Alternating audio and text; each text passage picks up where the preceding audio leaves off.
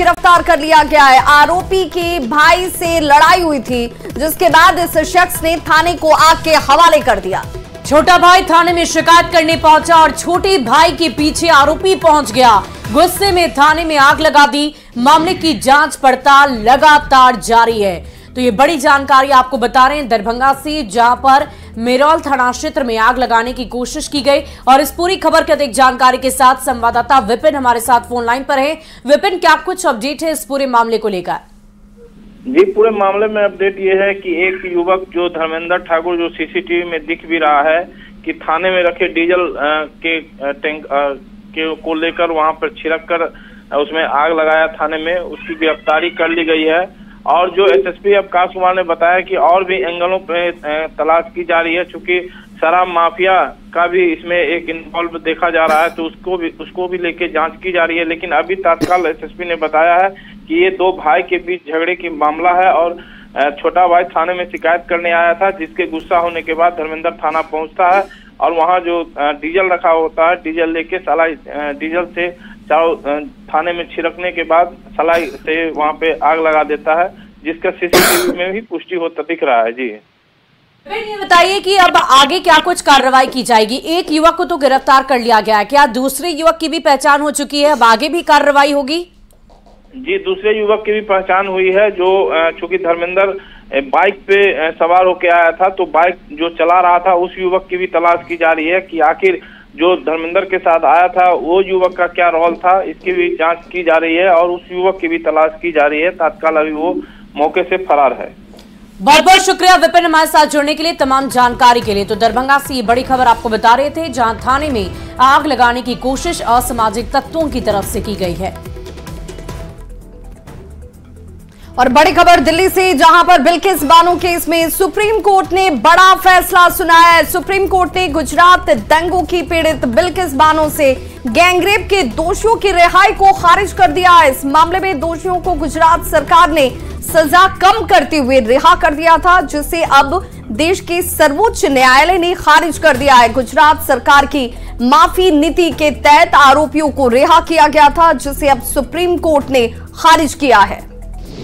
दरअसल गुजरात में साल 2002 में दंगा हुआ और तभी बिल्किस बानो से नृशंस गैंगरेप तो हुआ ही, साथ ही उसके परिवार के 7 लोगों को उसकी आंखों के सामने ही उसकी हत्या कर दी गई। और इसी के बाद दोषियों को आजीवन कारावास की सजा हुई है।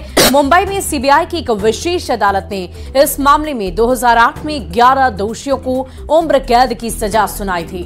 फिर बॉम्बे हाई कोर्ट ने भी इस पर मुहर लगा दी। गुजरात सरकार ने 2022 में स्वतंत्रता दिवस के अवसर पर आजीवन कारावास की सजा काट रहे सभी 11 दोषियों को रिहा कर दिया था। अब इस फैसले को खारिज कर दिया गया है। और बड़ी खबर मालदीव से, जहां पर पीएम मोदी के खिलाफ पोस्ट करने वाले मालदीव के 3 मंत्रियों पर कड़ी कार्रवाई की गई है। लक्षद्वीप में पर्यटन के मुद्दे पर मालदीव सरकार ने अपने 3 मंत्रियों को सस्पेंड कर दिया है। मालदीव सरकार मंत्री मरियम शिवना, मालशा शरीफ और महबूब माजिद को सस्पेंड किया है, जिसमें मालदीव सरकार के प्रवक्ता इब्राहिम खलील ने कहा कि तीनों मंत्रियों को तत्काल सस्पेंड किया गया है। आपको बता दें कि मालदीव की महिला मंत्री मरियम शिवना ने पीएम मोदी को लेकर सोशल मीडिया पर आपत्तिजनक टिप्पणी की थी। इस मुद्दे को भारत ने मालदीव की मोहम्मद मुइज्जू सरकार के सामने उठाया था। मालदीव सरकार ने पहले एक बयान जारी कर खुद को मंत्री की टिप्पणी से अलग कर दिया और इसी के बाद मालदीव सरकार के हवाले से दावा किया गया कि टिप्पणी करने वाले लोगों को निलंबित कर दिया गया है। आपको ये भी बता दें कि ये विवाद आखिर शुरू कैसे हुआ। हाल ही में प्रधानमंत्री नरेंद्र मोदी ने लक्षद्वीप का दौरा किया था। इसके बाद उन्होंने इस दौरे की तस्वीरें सोशल मीडिया पर शेयर की थी। उन्होंने भारतीय लोगों से अपील की थी कि वो इस आइसलैंड पर घूमने का प्लान करें। और इसी के बाद मालदीव के युवा सशक्तिकरण मामलों की उप मंत्री मरियम शिवना ने पीएम मोदी के पोस्ट पर आपत्तिजनक टिप्पणी कर दी थी। हालांकि जब उनके इस ट्वीट की आलोचना हुई तो उन्होंने इसे डिलीट भी कर दिया था। वहीं बड़ी खबर दिल्ली से आ रही है, जहां पर जेडीयू के राष्ट्रीय प्रवक्ता केसी त्यागी ने बिहार की 17 लोकसभा सीटों पर दावा किया है। केसी त्यागी ने कहा कि जेडीयू 16 सीटों पर चुनाव जीती थी। एक सीट पर नंबर 2 पोजीशन में उस वक्त जेडीयू रहा था। केसी त्यागी ने साफ कहा कि सीटों के बंटवारे को लेकर जो बात होनी है वो आरजेडी, कांग्रेस और लेफ्ट में होगी। जेडीयू से बात करने की जरूरत नहीं। बयान सुनिए। वो आरजेडी, जब हम एनडीए से बाहर आए थे, महागठबंधन का निर्माण किया था, उस समय हमारे 16 सांसद थे और एक सीट पर हम नंबर 2 थे। लिहाजा जनता दल यू का तो इस विवाद से कोई वास्ता नहीं है। जो सीटों का बंटवारा है वो आरजेडी, कांग्रेस और वामपंथी दलों में होना है। हमारा 17 ही सीटों पर दावा है जो बहुत उचित है, और जो हमारे सिटिंग एमपी हैं वो यथावत अपनी सीटों पर रहेंगे। लिहाजा हमसे तो वार्ता करने की कोई आवश्यकता ही नहीं है। सीटों की अदला बदली आप स्वीकार नहीं करेंगे? कुछ सेटिंग है, उनका टिकट काट दिया जाए, कोई नई सीटें आपको मिल जाए? ये पार्टी तय करेगी। इसका अधिकार, जो सारा अधिकार नीतीश कुमार जी को हमने दिया हुआ है।